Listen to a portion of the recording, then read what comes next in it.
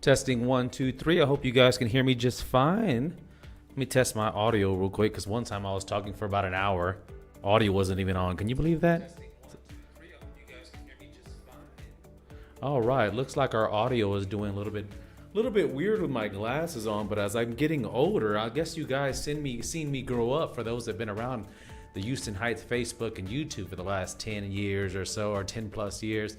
I'm getting old, I got a lot of gray here now. And anyways, I hope you guys are doing really good. Today we're going to be talking about the real estate market and how it's doing at the end of May now. We're going right into June. And first and foremost, I'd like to say, oh my God, just happy Memorial Day. Thank God for those soldiers with those great, big, courageous hearts. May God bless them souls that are even out there now and in the past. My grandpa was one of those soldiers. He made it. He was a cook, though. There's still a lot of courageous stuff happening out there. I recently, and I highly recommend that Netflix special with World War II, the real live footage, and they made it into color and they redid it. It's on Netflix. Check it out, man. Just a fantastic way to get a real grasp on how courageous these soldiers were, and they are. Like, I'm going to be 100% honest. I can't do anything like that.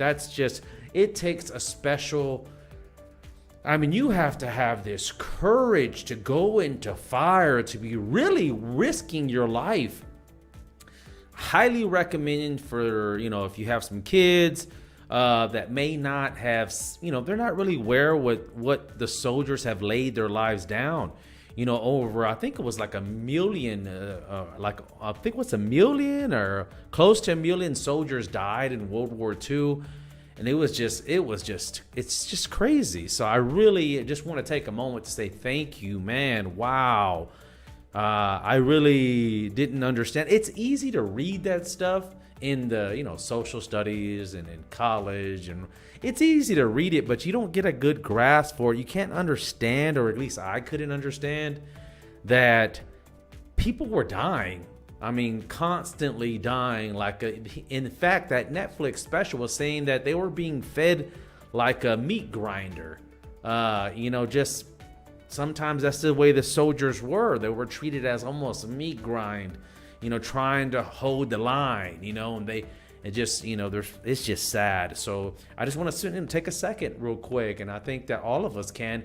I think we lose a lot of, perspective with the hot dogs and the hamburgers and the boat parties and the parties that going out to clubs and restaurants. We kind of lose focus on what Memorial Day really is about. And I think we need to bring that back. But it's going to start with, older fellas like ourselves and the parents kind of reminding the younger generation that haven't really experienced that pain of losing family members. It's terrible. I hate war. I hate violence. I'm totally against it. So, and now that we've taken a second to say happy, thank you, soldiers.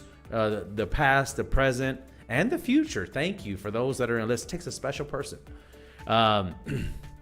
Okay, today in the real estate market, what's going on in the market? Yesterday we talked about, in general, how the market is going. Okay, so now I think that we need to start off we need to say that in general. Okay, that's how we take the whole. Every single market, there's a market. And then there's sub-markets. So like, for instance, there's Texas, and then we go into Houston market, and then we go into more specific. We may say inner loop, and then we go more specific. We may say, because you can't say 77003 compared to 77008. You can't say 77008 to 77005. All these, we have little sub-markets. So every single market will have its sub-market inside there. And so those have to be analyzed. And I like to just start off to say that this is in general speaking. I'm going to be talking a lot about the inner loop because that's kind of like where I specialize in for the last 17 years. And then, the Heights and Facebook page that we have and the YouTube, all of that's focused on Heights, Greater Heights. And now we changed Montrose and we just combined it with Heights because it was really hard for me to bring our two parties together.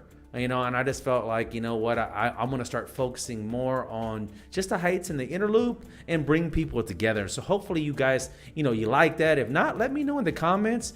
Let me activate these comments too, by the way. I always have to do this. Change, connected, real estate market. Yes, golly.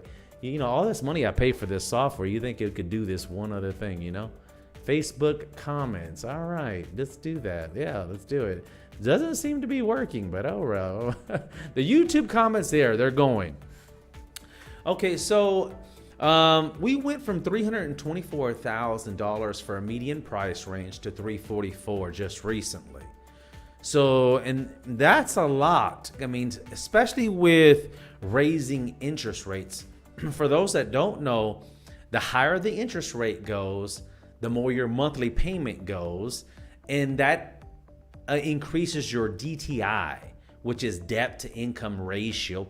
Basically, in a nutshell, with all this complicated jargon, it's basically saying the bank is saying, hey, look, we'll allow you, I'm going to speak to you just like a regular old person here. Basically, the bank is going to say, look, okay, we're going to allow you to have, let's just make it easy, 50% of your income to revolving debts, and that includes your mortgage. Okay, so like, what are revolving debts? Like, your revolving debts are going to be like your school loans, going to be your credit cards, your car payments, anything that you co-sign for. That's why I'm like very against co-signing. A lot of people don't know that, but when you co-sign, you are taking on that debt. Even though you're not paying it, they're like, oh, they don't know. It doesn't pop up on your credit like that. Oh, he's not paying, he just co-signed. No, you're responsible for that. So that's the way that's the way the banks and lenders look at it. So going back, remember I told you they're going to be, and really it's not 50%, it's like 40 or 40%, 45%. But in this scenario, FHA guidelines, we're going to go with 50% just to make it easy, okay? So let's say you make $6,000 a month, and that's before taxes, and that's okay. We can deal with that.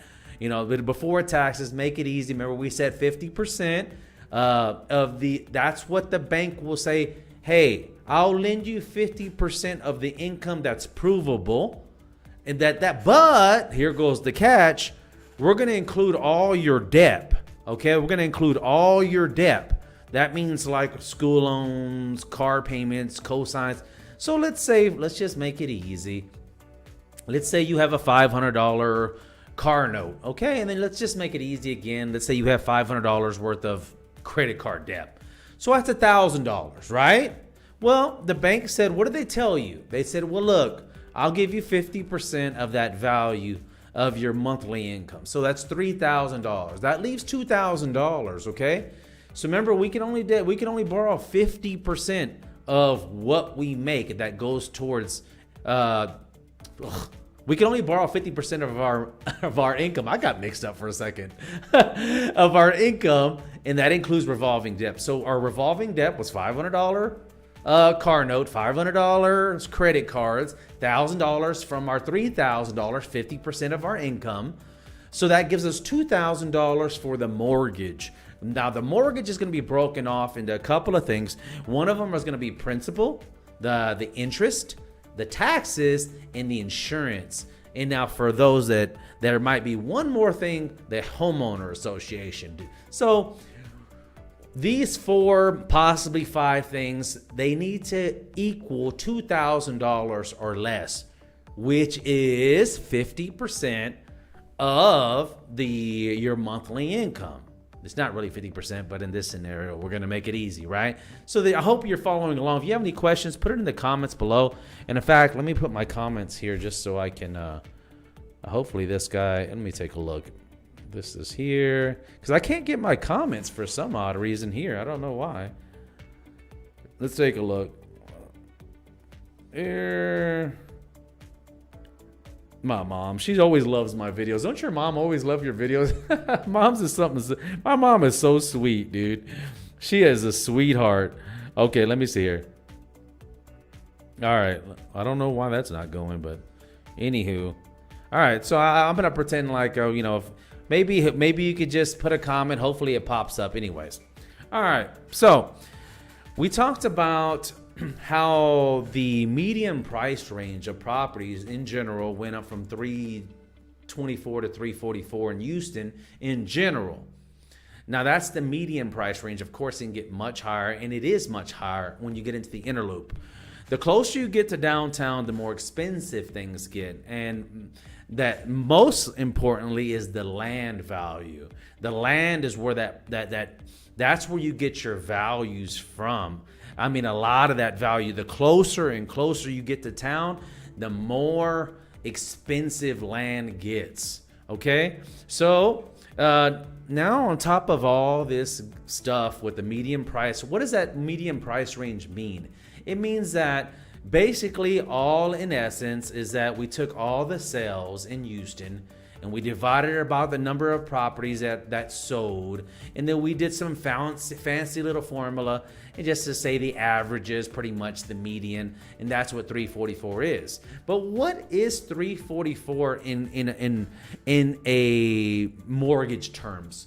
So it used to be the 1% rule, but it's not really that. It's a little bit less than 1% rule. That's when I started back in 2005. We used to run the 1% rule when it was 7, 8%, 9% interest rates. So interest rates are still fairly low. In fact, our parents were paying like 16, 17, even 20% in interest rates. So 4% still relatively low. But it does have an impact on your buying power. Okay, so why does that have an impact? Because the interest, remember your mortgage payment includes your principal, your interest, the taxes, and the insurance. And if you have a higher interest payment, if the interest is higher, then your monthly mortgage in total will be higher. So let's say $2,000 equivalent to about $290,000, $270,000 house in today's rates. Okay, now that's including your principal, your interest, your taxes, insurance. It's not really like set in stone. Don't think, oh, Alan told me it's $2,000. It's just a good estimate. We go, it depends, a little bit of an estimate. It's not exact science. It won't get an exact science until we lock your rate. Okay. Locking your rate basically means, in a nutshell, that we're gonna, your loan officer or a mortgage broker or your banker will analyze the rates. Now they fluctuate. The rates fluctuate every single day, every single hour. They're fluctuating. Okay, up and down, up against the T-bill and the Treasury bill and all this good stuff. That's all these fancy things. They're going up, they're going down. So what we're going to be looking for is a great opportunity to lock, hopefully on the way down. And now that lock can last for 30 days or even 60 days or even 90 days in some periods. But the locks can get expensive for the loan officer. And of course, that price is going to, that cost is going to be associated or trickle on down to you, on closing. So, okay, so $2,000, $290,000, let's say $270,000. That includes PITI. For those that don't know, remember again, principal, interest, taxes, insurance. And I'll give you a trick question. What is that number 5? Huh? What's the smarty pants that are listening out there? What's number 5? Huh? The homeowner association. So all these things cannot be more than 50% in this example. Really, I think it's like 40, 45%. In fact, let me just go and look at it. Let me Google that real quick. FHA DTI limits 2022 Texas, because every single sector and every county is different. FHA loan limits 420,000. That's why I would like to have one of my loan officers come in. It's been a while. It looks like, what are the DTI ratios? I want to say it's okay. The highest DTI the FHA allows is 50%. That is if your credit score is at least 580 and you meet Okay, so they say it's 50%, but we're gonna have to verify that. I'm gonna get back to you on that. I'll put a little comment on the way on later on. Okay. So if the prices are going up, steadily going up, and the interest rates are going up, it's kind of like putting a lot of pressure on buyers to buy a property now, because they're not going to be able to qualify for a property later on as interest rates go higher and the prices keep rising. So if we're getting hit on two sides of the coin here, we're getting hit with higher prices, and then we're getting hit with higher interest rates, and then we're also getting hit with low supply. Now, for those that have, remember this in Economics 101, is that the supply, the demand, the law of demand and supply. Because there's a low supply and we have a high demand, that rises the prices. But they're delegated by what? The appraisal. But this is the problem we're having right now, is that it's not a problem really, it's a great situation for sellers, because what's happening is people are paying over list price, and they're paying the difference between the appraisal and the sales price. So let's say, for instance, the loan is delegated by the appraisal. So if it doesn't appraise, the bank will only lend X amount of percentage on that loan amount, on that appraised value, no more. So let's say, for instance, you have a $300,000 sale, and they are saying, well, we're going to give you a loan at 95%. So that means you have to put 5% down. So that's $15,000 you have to come to closing with, okay? On just a regular, I'm throwing a regular loan out there, real easy. Yeah, I know I'm going to have some sticklers out there saying, oh, it's 3.5%, blah, blah, blah. But we're going to round things up to make it easy. $15,000 plus, I'm not going to go with closing costs right now, okay? Just going to go with this, just a straight down payment. We're going to say roll in the closing costs or something. So $15,000, well, there goes the tricky part. Sellers are selling their properties over the appraised value, a lot for the inner loop area and for that Heights area. And the buyers are forced to come to closing and pay that difference. You see, so now this only happens if you have a really good realtor. Not trying to blow my own horn here, but you have to know what you're doing and kind of know how to read people, and you have to explain the situation. You have to write the contract in a way that says, hey, if this property doesn't appraise, then I need you to pay the difference. You don't want to go into a contract on a house if you're on the seller side and say, hey, if the home doesn't appraise, you get your earnest money and waste people's time.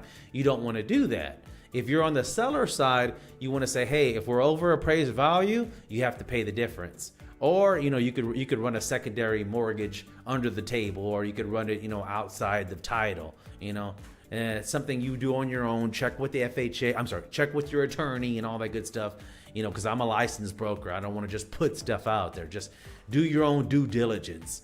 Or just, hire us so we can take care of that for you. Or there's a lot of good brokers out there. I'm not the only one. Now, what happens if you're on the buyer side? If you're on the buyer side and that you want to kind of put in your contract, you're on the other side. You're looking after your best interest. Then you need to be saying, hey, if it comes over the appraised value, I want you to reduce that price because I don't want to pay the difference, or I may not even have it. Or I'll just, really what you want to do is you want to write the contract in a way that it forces the seller to reduce the price if you're on the buyer side. Now, if you're on the seller side, of course, you want to write the contract in a way that says if it comes under the appraised value, then the buyer is responsible to pay the difference between the appraised value and the sales price. This little area right here. You see where I'm going with that? It depends on what side. And that's, excuse me, that's why it's so important to have a good realtor or a broker, because he knows or she knows what to do in situations like this to look after the client's best interest, whether it be the seller or the buyer. Okay? And if it represents both sides, then we need to really work together to make sure this buyer even has, the funds. If he doesn't have the funds, then we need to let the seller know before we enter into an agreement, because it's just going to waste a lot of times, possible lawsuits. Let's just be straight. Hey, the property's not going to appraise for this. Do you have it? See, because in this market, there's no reason. If you don't have it, then somebody else will have it, most likely.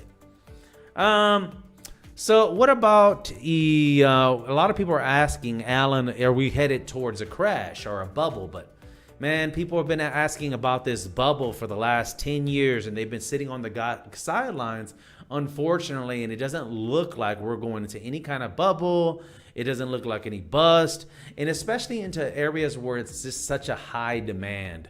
So like, even if we were going to a bust, now 2007, 2008, when it went into that bust, we went into bust because a recession in the real estate market because of a lot of fraudulent stuff that was going on in real estate. Basically, what was happening was they were like, it's perfect situation for the Heights. So back in 07, they had in Rice Military in Cottage Grove, this area was super sketchy back then. Not now. Beautiful area now. It's just, but it was super sketchy. But because the proximity was close, less than, a mile away from the Heights in 08, then we can get values based on the appraisal guidelines. We can get values from properties on the other side of the tracks, if you kind of understand where I'm going with that. So you can't, in 07 and 08, you couldn't compare to Rice Military, or you couldn't compare this 03 or 07, 04 to 08. And when I'm saying 77008, you can't compare these. But because of the appraisal guidelines that stated, hey, the house has to be within X amount of miles away, usually it's 1 or 2 miles away, then that fell into that criteria. And what happens, they sold these loans to the subsidiary market or whatever, packaged them all. They get a bunch of loans together and they sell them on the secondary market. And what's supposed to happen is that they're supposed to fit this criteria, but there was a bunch of loopholes. So I don't want to go. Then we had a bunch of other like falsified information. We had no doc, which meant that if you had good credit, then you don't even have to prove any income. You have a credit score of over 700. They said no documents required. You have excellent credit, so you can buy any house you want. 1, 2, 3, 4, 5 million. And there was a lot of fraudulent stuff going on with the parties. So they would get, $1 million, or let's just say 500,000, and then the seller would get 50,000, the buyer, and then they just let the house foreclose on. So it's really crazy back in those days. I don't know if any of you guys been there. Let me check my comments just real quick. I know maybe we have a couple of comments if I get lucky, right? Take a look. Here. Man. Hold on a second, folks. Plus, I need to get some water. Hold on one second.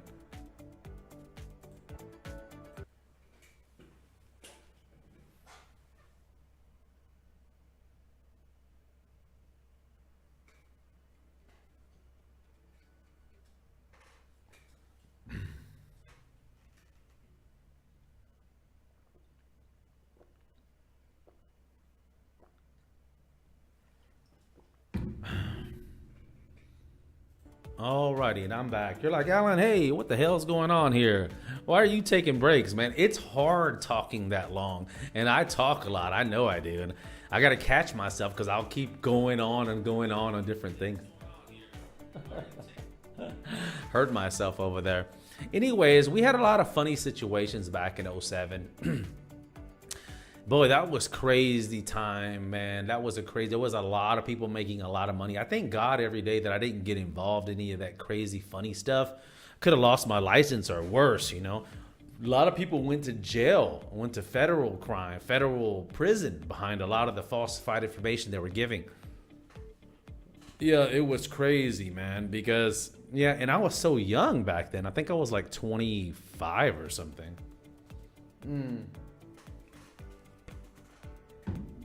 Okay, so basically, like we said, we got a couple of things going. Man, it's hard to say against us because what if you're a seller? So if you're a seller, then you have a lot of things going for you. It's a seller's market, Then if you're a buyer, then it's like you got a lot of things going against you because you got a lot of things. You got the interest rates going higher. Now we have scheduled 5 more hikes in interest rates by the end of this year. Like the feds are going to continue to raise rates.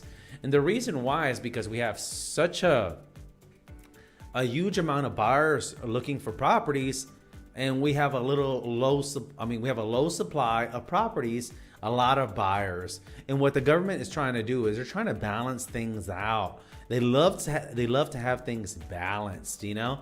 It creates like an equilibrium in economics. It's not just about housing, but it's the entire economy in general. Who in the hell could have forecasted it? This would have happened. You know, pandemic came and we thought that it was going to go bust. They stopped making lumber because, they thought, hey, nobody's going to be buying properties right now. That'd be insane. But the direct opposite happened. That's just amazing. It's crazy. I never would have seen that happen. So anyways, that's what people are saying about, is there going to be a crash coming or a bubble? And no, there's not going to be any crash. And if there is going to be a crash, these areas that are close to town, especially inside this inner loop area, we won't get touched. I mean, there's not enough properties, not like the recession where we've seen a huge amount of foreclosures. The way that this is going to happen is, if we did get a little foreclosed, they're going to start pumping more money out. They'll give some kind of, the government will give some type of allowance, or they'll figure it out. But the market is so strong right now, it's just ridiculous. In fact, people are not going back to work because they're making more money, collecting unemployment or whatever the case may be, And I'm not here to judge anybody. Hey, if that makes sense, you're making $2,000 going to work and you're making $3,000 in unemployment, then hey, and you're doing maybe, discovering you got some new talents at home. You want to start a podcast, you want to start another career, then, that's a whole nother story. But I don't think we're headed into any types of recession. So if you're sitting on the sidelines, if this is in your path, you think that you need to be buying a property, then yeah, you need to act fast because it's only going to get worse.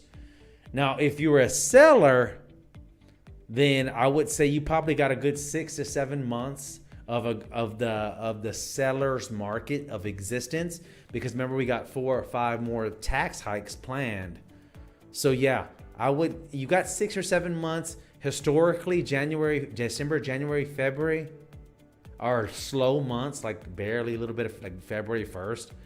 Historically are slow. We have the holidays and people are not buying. And then kids are out of school and blah, blah, blah. And so it starts picking up around spring, like February, March, when people get their tax returns, do taxes right. So you got till then to get your house sold, okay? Now, what else is there there? We also said, we talked about the tax hikes. We talked about the median price range.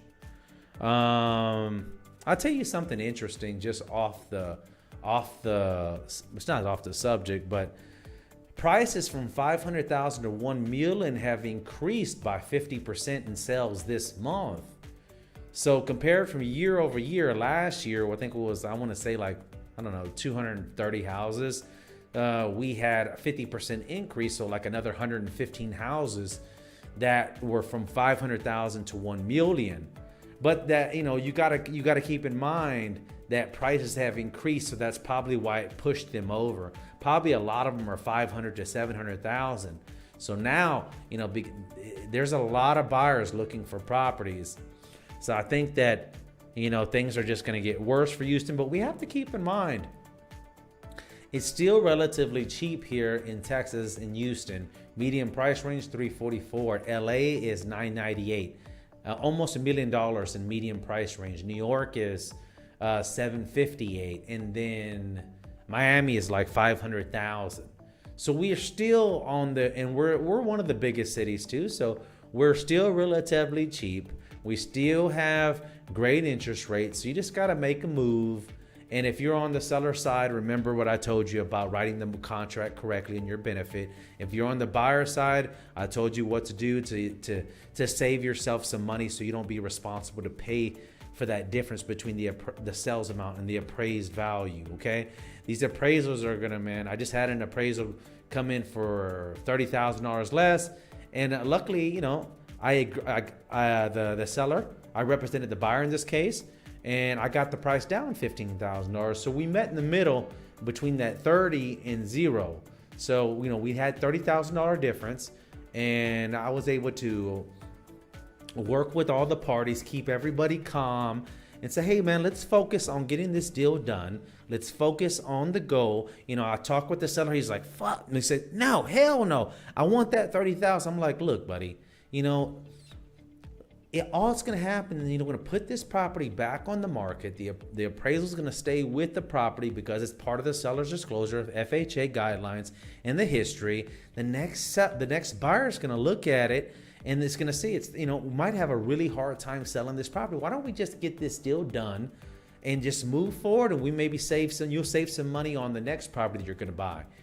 Keep things. You have to, when you're negotiating with parties, you don't want to raise voices. You don't want to get your temper. You don't want to get feelings involved. In fact, you want to calm feelings down.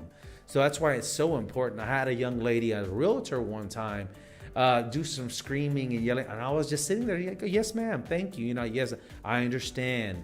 And I'm not here to judge anyone, but we have to remain calm for our parties, because as brokers and realtors, we're here representing a party, and that's why they hire us, so that we are here to keep things calm. We're here to negotiate. I'm a negotiation expert, so a couple of classes and communication classes, reading body language, feeding to people's, like maybe feeding to their ego, saying like, oh wow, what a great job you're doing. This is fantastic. But in the meanwhile, I'm looking after my client. I'm trying to, butter them up, kind of say, hey, I'm here to get the best deal for my client, whether it's the seller or the buyer. So, we talked about a few things. We have the interest rates going higher. We've seen the properties going higher. Is there a bubble? No, there's no bubble going on. There's no crash going to happen. And if it did, it's not going to happen to the inner loop area because there's not enough properties. It would only happen to the outskirts, which would be like Sugarland, Richmond, where we have big subdivisions. We have lots of properties that are available. And what's happening is pretty cool, because as as a realtor and broker, I get all these emails. But for the last 2 years or year and a half, I haven't got emails with specials and like, hey, come check me out. The builders, because the builders were selling all their houses so fast.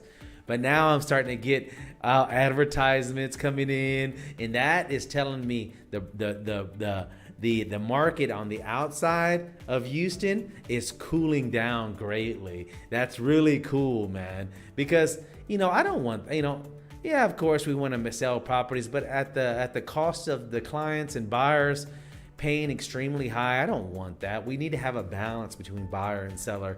A little bit seller, a little bit, but sellers up here and buyers way down here. Nah, I don't really, I don't think that's a great market. I think a great market is right here, but we have a little bit of checks and balances. So anyways, I hope you liked the video. I'm Alan Jimenez, real estate broker. I've been doing it for 17 years, folks. So I got a lot of experience. And I appreciate any kind of feedback, anything that you want to hear. Please put in the comments. You have some questions. I love to help you guys. Don't worry about, I don't have to represent you. There's plenty of great realtors out there. I'm here to actually really serve you, help you, give back to the public, give back to society. It's my way of paying it forward to you guys. Once again, I'm Alan Jimenez, real estate broker. You can reach me anytime. My cell phone number is 832-305-SOLD. That's 832-305-SOLD. That's how you know that I'm a real estate broker. You're like, this guy's serious. His damn phone is so. And so anyways, happy Memorial Day to those soldiers from the past, now, and the future. God bless you. And I salute you, man. Really do. I want to do a double salute, man. Thanks, man, so much, because you're a way better person than I am, because you have this courage that's unbelievable. Like, I seen some of the stuff and I'm like, I would have been crying like a baby. I'm not going to sit here and say, I'm going to go into fire. These guys, these soldiers went into live fire. This is not like, what do you call that? Paintball. Hell, I'm even scared of paintball, so live fire, just, It's just amazing what these soldiers do. And I just thank you from the bottom of my heart, man. For real. I think all of us need to. If you get a chance, check out that Netflix special, World War II. It's on Netflix. It's free. I don't have any affiliation. But I think it'd be a great thing just to sit your kids down, if they're appropriate, because people are dying. This is raw footage. I mean, they're dying. But it's something that needs to be exposed, because we have to remember, we have to understand where this holiday is coming from. It is not barbecue day. It is not boat party beach day. And we've lost touch with that. We've lost some touch with it. So yeah, that's my 2 cents on that. And I love you guys. I'll see you guys on the next one. Bye-bye.